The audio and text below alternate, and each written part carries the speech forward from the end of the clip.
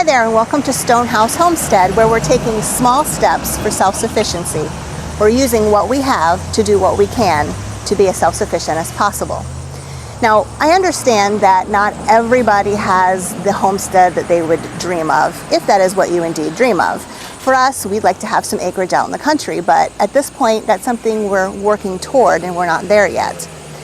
But we do have a nice lot in a suburb where we're able to do some things to be self-sufficient.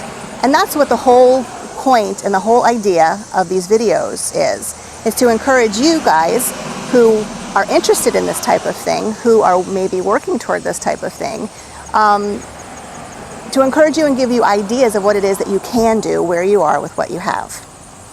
So today, we're gonna go to the orchard and we're gonna get peaches.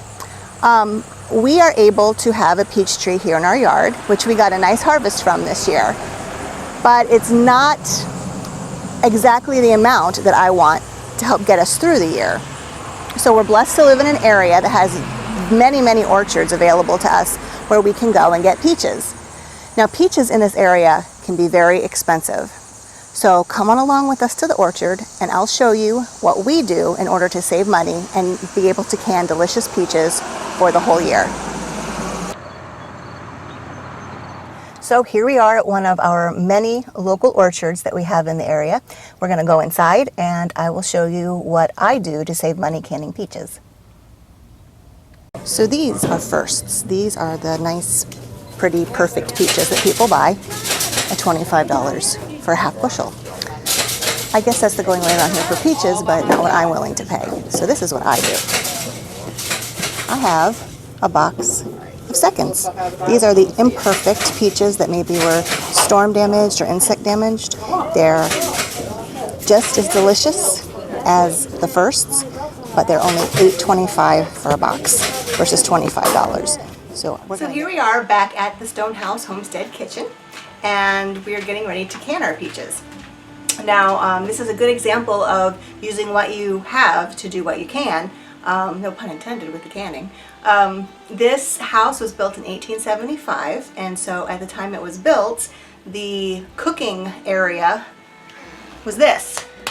This is a fireplace right here, and probably this area where is now a small counter and the sink was probably no more than just some work tables or a dry sink, and it was big enough for them at the time and worked for them, and of course it was updated a bit over the years, but still we are limited to the footprint of the house, and so it's still a very small kitchen, but it's still usable and we're going to do what we can with it, or in it.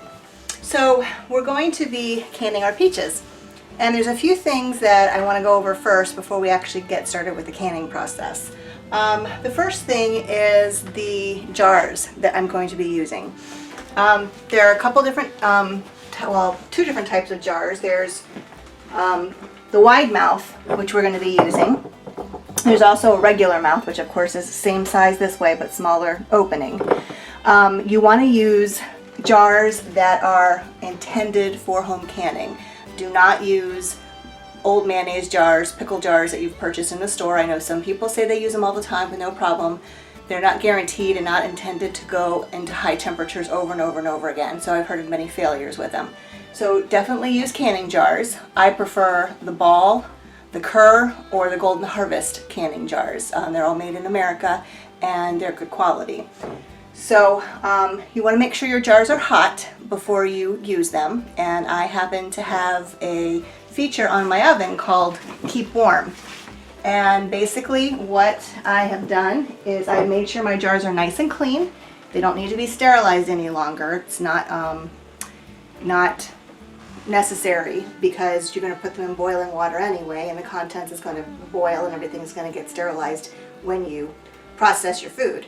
So I just put all of my jars to keep them hot in my oven and Keep Warm cycle, and that's where they're going to sit until I'm ready to use them. Really simple. The other thing is the lids. There are also different types of lids that you can use. Ball or Kerr make the traditional lid, which looks like this. I do use these lids if I'm going to be making something that could potentially be used as a gift. apple butter, jams, jellies, pickles, those kinds of things, I will use these lids because I don't care if I get them back or not. They're intended for one-time use. Again, I know some people say they reuse them. It is not recommended. They can't guarantee a seal. Now, for things that we use at home, I use the Tatler reusable lids. And the Tatler lids are really cool. They come a little bit more expensive, but they are reusable. They've got the plastic cap and they've got a ring. The caps are guaranteed for life. So if anything happens to them, they'll be replaced, guaranteed for life. The rings are usable up to 15 times. So I'm not sure how you keep track of that. At least the way I can. It's hard to, but you'll know when you start having some failures, I guess, unfortunately. But these are 15 uses and it's a 2-piece. And I'll show you as we go through the process how these work. The other thing that is very important is the ring. Once you put the lid on, you've got to have the band or the ring on it so that everything will seal. I also use a funnel. This is what I use to put the hot liquid into the jars, which is the reason you heat up the jars, because you're going to be putting hot liquid into the jar. You don't want your jar to break. Very important, very, very, is a jar lifter. You cannot obviously put your hands into the boiling water, so you need to have a jar lifter. The other thing I make sure I have plenty of towels out because those are very important as well. And then with peaches, I'm going to have a bowl of water here that I'm going to add some ascorbic acid to.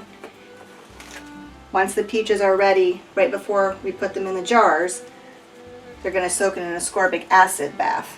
This is to keep a nice color. There's directions on here how to measure it. I just eyeball it. Just throw some in with some water.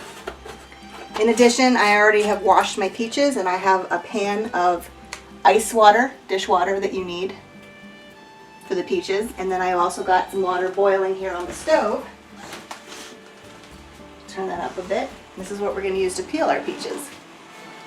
Now I think that's everything before we get started. We're going to be using a process called water bath canning. Water bath canning is used for anything that is high acid, so anything that naturally is a high acidic food, such as most fruits, I think all fruits actually, jams and jellies, anything with vinegar, pickles, relishes, that kind of thing. They don't need to have a lot of high pressure. If you have low acid foods, such as your vegetables, potatoes, carrots, green beans, corn, those kinds of things need to be canned in a pressure canner. So we'll go over that in another video. But for today, we're focusing on a hot water bath canner. So we've got our water boiling, and we're going to start getting our peaches peeled. And this is how we do it. Once the water is boiled, I just take my slotted spoon, and I'm going to put 3 or 4 peaches at a time into my water. Turn it up a little bit more. It's boiling. And I'm going to time myself a minute here.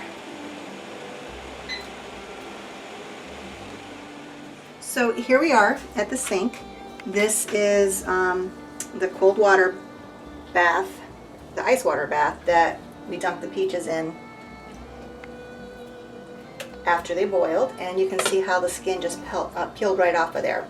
And since these are seconds, there is some, damage in it in some of these. So I'm just going to cut out some of these spots here. It's not going to make a huge difference.